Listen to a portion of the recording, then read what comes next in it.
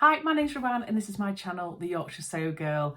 I hope you're all really well. I'm doing good. I'm feeling very fancy today, and the reason for that is because I'm coming to you with the results of my collaboration with Stacey J Studios. So yeah, the lovely Stacey, who is based upside down right now compared to me, so it'd be nighttime for her, daytime for me.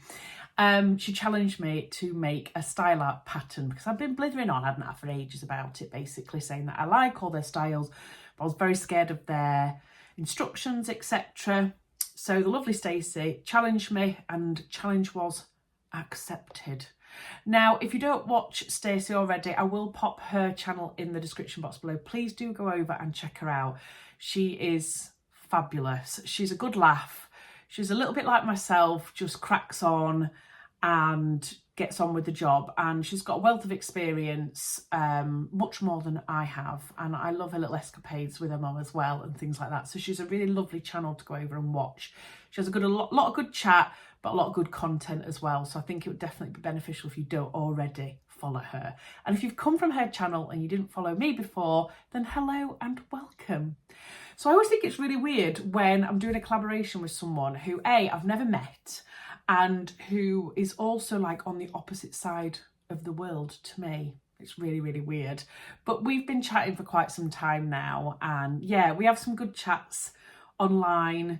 We talk all sorts of subjects, and we've been talking obviously an awful lot about this project. So Stacey and I have been chatting a lot about kind of what we do, the whole YouTubing thing. We've been chatting about, you know, editing software and how we do things, and I think we're probably agreeing, Stacey probably would as well, that we maybe fly by the seat of your pants kind of gals when it comes to this kind of content that we're doing.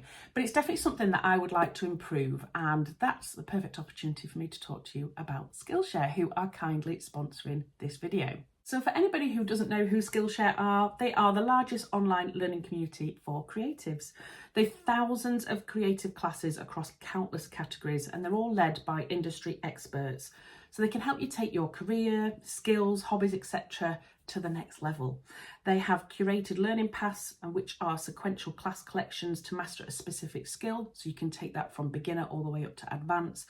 And they've so many categories to explore, from film, design, photography, etc., all the way to crochet, polymer clay earring making, embroidery. I have already got an extensive list of things that I want to learn. And the reason I've got a long list is because obviously we're coming into the summer in the UK, which means as a busy working mum, I can sometimes find it quite difficult to provide content like this. But luckily I'm not going to have the whole school rat race. I'm not going to have all the uniforms and all the taking and picking up from classes, etc. From after school. So I'm thinking that this might be the perfect opportunity for me to start learning some more skills. So the most recent class that I've started taking is the Maximise Your Productivity and Organisation classes, which are by Ali Abdal, and I'm really enjoying that. That's talking all about how you can balance your whole work life routine, and I think that's going to be really key for me. I'm really enjoying that one so far. And then next on my list is Social Media Content Creation in Canva by Maggie Stara. And I'm really looking forward to giving that one a go, because I think that's hopefully going to enhance my whole YouTube presence and what I do with it, and maybe a bit more professionalism. Although I think that quite a few of you like my fly by the seat of your pants style as well. So I won't be losing too much of that, don't you worry. But yeah, I'm really looking forward to doing that. So the first 500 people to click the link in the description box below will be given 1 month free trial of Skillshare. So go get started and exploring now. Right, so let's crack on with the job in hand. So the pattern that I had decided on was this one, and it is the Style Arc Parma woven dress, and I've had my eye on this for quite a while now. So both myself and Stacey are doing shirt dresses, but we're doing different patterns. So I quite like the look of this one because it was a bit more of a summery make. Some of the other ones that we were talking about would be perfect for Stacey because of the weather at her end, but for me I wanted something a little bit more summery, and had seen this quite a few times, and I've put it off because I just thought too scared. I'm a bit of a chicken. I know I am. I'll put my hands up. But I am really trying this year to embrace things that I'm a little bit scared of. And this was a perfect opportunity when we started chatting about it. So yes, these are the line drawings here. So it's a really lovely shirt pattern. that you can have with or without a belt. So it's got kind of shoulder yokes here. It's got a button up front all the way down. It's got cuffs, a beautiful collar, and then it's got like a curved front hem as well. Now, when you look at style art patterns, they don't have the most descriptive title. You know when someone has a pattern and they go, this is the beautiful silhouette of a blah blah on a summer breezy day. There's none of that. There's none of that with style art. They're like, down to business, let's do this, people. So when you actually look at the instructions, it just basically has bullet points. That's all you're getting with them. But I quite like their no fluffiness and let's just get down to business style.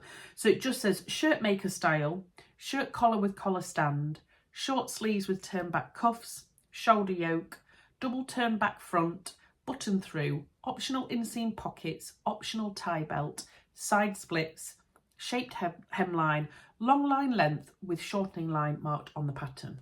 Bish bash bosh. That is it. So should we talk sizes? The thing that I thought was interesting is on the instructions that you get given, they don't give you body measurements. They only give you finished garment measurements. Now, if I'm 100% honest, I do tend to go mostly by finished garment measurements anyway. So I will have a look at the body measurements, then I'll start having a look at what the ease in the pattern is, etc. So it didn't really matter too much to me, but I was interested, and they do have the body measurements, but it's online. So you've printed out your instructions, then you have to go online to have a look at the body measurements. For me personally, I would prefer to have that on my actual pattern that I've purchased and printed out, if you know what I mean. But it is there and it is accessible. But for me, I would prefer to have it alongside the finished garment measurements so that you can have a look. They do it in centimetres and inches as well. So I'll talk just finished measurements because this is obviously a pattern that's got a lot of ease in it. So it goes from sizes 4 to 30 altogether. And the finished garment measurements on the bust is 37 3/4 inches to 65 3/4 inches. And on the hips is 37 3/4 to 65 3/4. So it's basically straight down.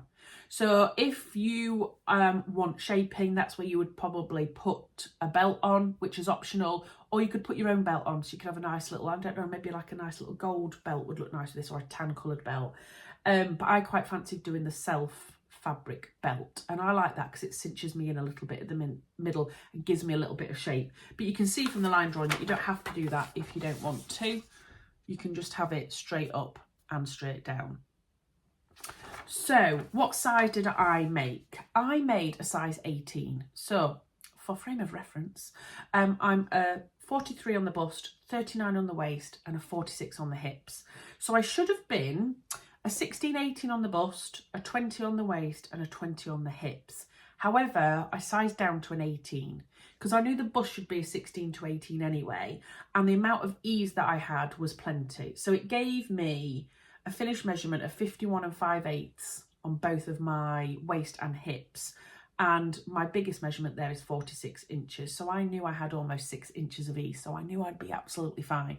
And I thought if it's a bit baggy on the top, it doesn't matter too much because I'm going to cinch it in then with a belt, and that's the look that I was going for. I didn't want a really fitted dress. I wanted a nice loose dress that if I didn't want to wear the belt, I didn't have to, you know.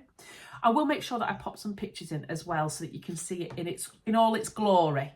But the fabric that I chose was this beautiful viscose twill, and it is absolutely gorgeous. I bought this ages and ages ago from, I think it was Stitch and Ink Fabrics, and I think I bought, did I buy 4 meters of it? I think I did. And my original plan for it was to make the Saguaro set by Friday Pattern Company, but I chickened out because I don't like to show any bit of my midriff because I'm thick set. So I didn't want to make that pattern in the end, but it sat in my stash because I wanted the perfect pattern to go with it. So when we decided to do this, I was like, I'm going to have to drag that out as a possibility. And you lovely people had a few options as to what you thought would be best for me fabric wise, and this one by a country mile. So I was really pleased with that because I think ultimately underneath it all, that was the one that I kind of wanted to go with anyway.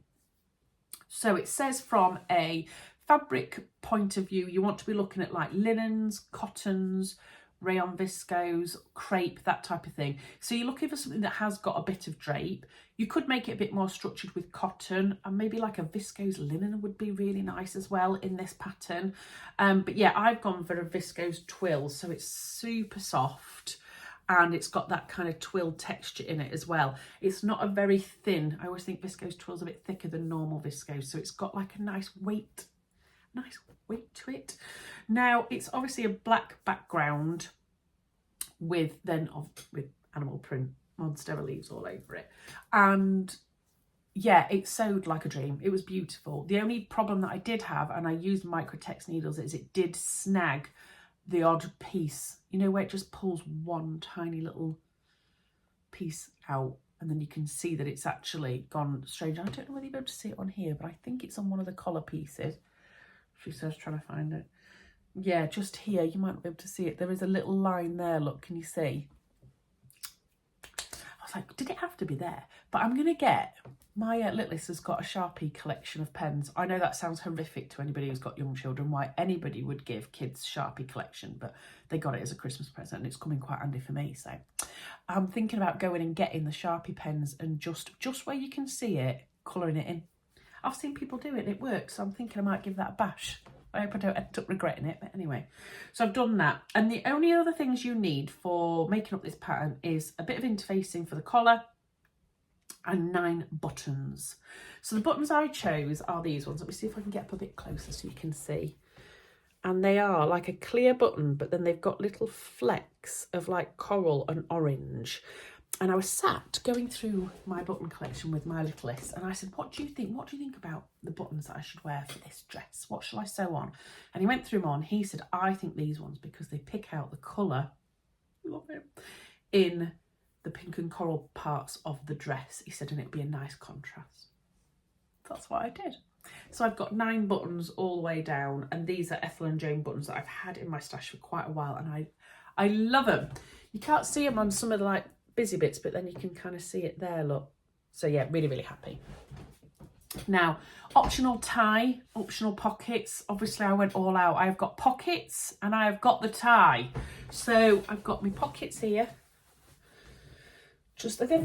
Pockets are really good for like posing, I think, if you're taking photos. They're really good when you don't know what to do with your hands. You just put your hands in your pockets like this. So let's talk pockets while I'm stood up. Can you see this one sticking out a bit? I tend to get that all the time, even though I'm really careful. I get one that's really good and one that doesn't. And I don't need any extra around it, you know what I'm saying? But with the tie cinched in, it's not too bad, I don't think. However, my arms are quite long. I'm 5'8", and my arms don't get to the bottom of these pockets. If I stretch really far down, I can just feel the bottom of them. So I think they're a bit low down. Now, whether that's me or whether it's the pattern, but I would definitely bring them up a little bit next time or omit them altogether. Sacrilege, I know. But I might actually get rid of them. This is what it looks like without the belt. Again, I'll have put some pictures in so you can see it properly. So if you did want to just float around, I feel like artiste type thing if I don't have my little sachet on. I don't know why I said that, but anyway. But I like to put the tie in like that, just to bring it in a little bit, and then it's all loose and flowy. And I wore this dress to Rachel's Sew and Sew shot, and I felt great in it.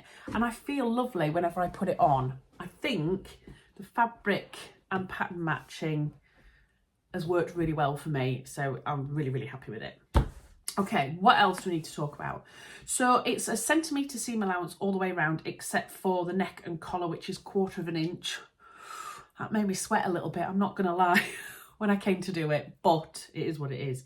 It said for my size, I believe I needed 2.6 metres, but I actually used 2.9 metres. And that might be because on the instructions, let me find it, it shows you the fabric laid out flat to cut the pattern, and I didn't do that. I cut it on the fold, but I've also increased the length by 2 inches because I'm 5'8" and it's drafted for 5'6". So I have got a couple of inches added on to that. So overall, I managed to get this out of less than 3 meters, and I'm more than happy with that. when you buy the pattern, you can buy a single size on its own, which I thought was weird. But then I thought, well, not everybody fluctuates in their weight like you, Ruan, all the time. People might have been like a straight size all their life, you know, and they can rely on that. So I didn't look actually, but I wonder if it's cheaper to just buy one size. Or anyway, you can buy a multi-size option, and they do it in 3 sections. So they do it in 4 to 16, a 10 to 22 and an 18 to 30. So I got the 10 to 22 section because I knew I was going to be around a size 18 that I was going to be making from when I'd had a look at the sizing, which I thought was really interesting. When the pattern is printed out, it's quite nice because they do different colours. I love that. So instead of like lots of different dots and dashes, it's in colours. So it's really easy to cut out your size if you've got the multi-size option, which I like. They do also do a stitch line and a seam line. So can somebody explain that to me? Because you'll all be flooding me comments now. I don't get that. So I'm obviously going to cut it out one way, and then it's telling me where I'm going to sew it, but I'm not going to sew it with a piece of paper, and I don't want to have to draw another line in. Is it from like when people are doing tailoring and they actually draw in the stitch line as well as the cutting out line? I don't know. Somebody explain that to me, please. That would be wonderful, because I really don't understand why there would be a stitch line and a cutting line on a pattern. I mean, obviously you know what the seam allowance is because it tells you. So if you didn't have a seam allowance written anywhere, I could kind of get it, but I don't understand that. And the reason I've pulled this piece out is this is the shoulder yokes. There's a piece here, there look, which is a yoke here. And this piece is supposed to be for size 10 to 22, but it only goes up to a size 16 here. Didn't get that either. And I messaged Stacey and she was like, oh, you need to get hold of them, and I forgot to do that. Stacey, I'm really sorry if you're watching this. I will get onto that. But I thought that was really weird. It only had the colours up to a 16, so it didn't have blue, red or black. So all I did is I just measured the difference between each size and I just added that on because I knew I only needed the next size up, and it worked absolutely fine. So I'm sure it's not a problem. Maybe there is just a reason for that. I don't know, but it didn't appear obvious. It didn't appear obvious to me.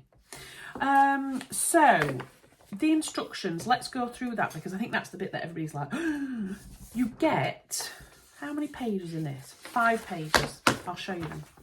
So the first page is just your description, showing you your line drawings. It talks about how much fabric you need and what sizing there is.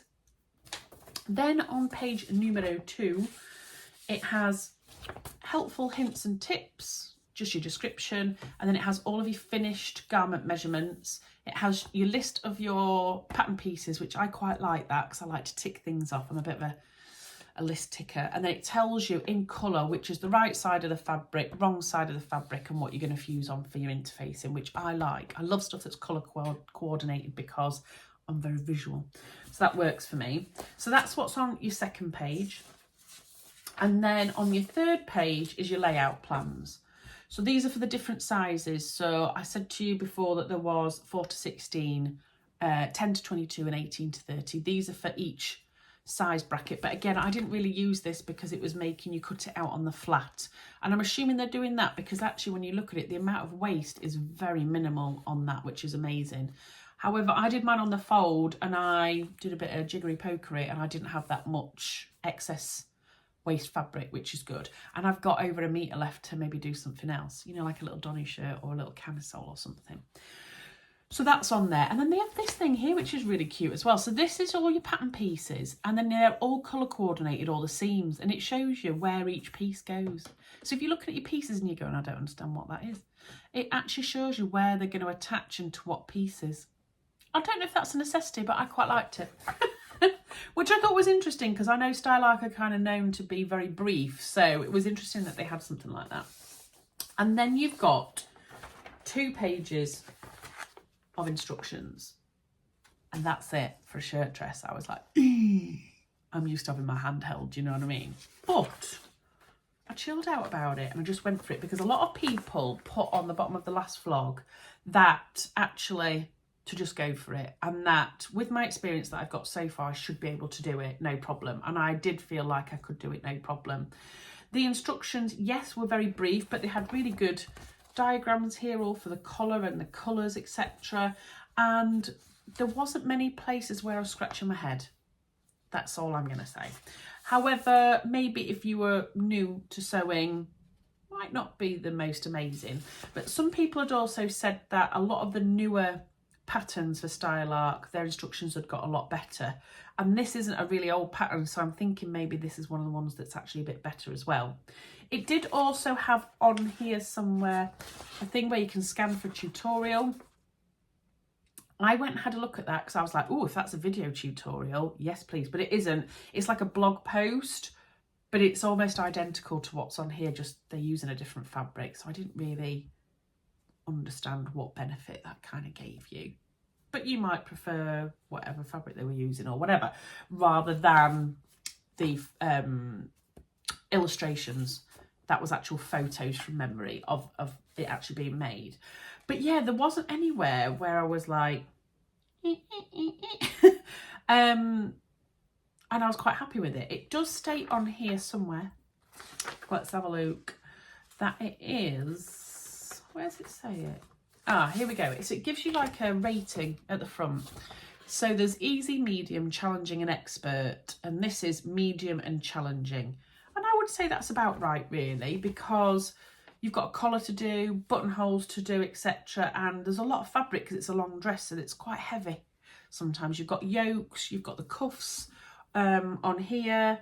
So yeah, I mean, it's definitely doable for a beginner if you wanted to have a bash at it. You might just need a little bit of help here and there. So it's definitely doable. But I understand why they've kind of said medium to challenging, because there's quite a few techniques in there if you were already just starting. But it would be a really good way to kind of build on your skills. And I wouldn't say that there was anywhere in the instructions that I thought people would really struggle. Yes, they are brief. They are not extensive. They're not giving you your inside leg measurement type of stuff, you know, that kind of information, but they are doing a good job of kind of showing you visually as well what to do. So I didn't have a problem with it. So my thoughts overall, I blooming love it. I love the dress. I didn't have an issue with working with the Style Art pattern at all. It's definitely made me free my mind up to trying new Style Art patterns. I really, really like their aesthetic. They've got a huge amount of patterns as well to choose from. So I think I will be having another go. So yeah, thank you, Stacey, for pushing me out of my comfort zone. I think I just needed that little bit of a kick up the bum really to have a go at it, and I'm just really pleased that I've done it now. So I'm super excited to see Stacey's dress. I do know that she's making a shirt dress, but it's a different one to this, and I've had a sneaky peek of the fabric, so I'm really looking forward to seeing it all made up and seeing her wearing it and, you know, prancing around in it, hopefully, so that I can have a good look. But yeah, I'm super happy with this. I would definitely say just give things a go if you're unsure. Have you made Style Art patterns? Are you a massive fan of Style Art patterns? Let me know in the comment section down below and we can get into a bit of a chat about it. But yeah, I think I'm definitely a convert. So yeah, go over, check Stacey's vlog out, and I'll see you again very soon in my next video. Take care. Bye.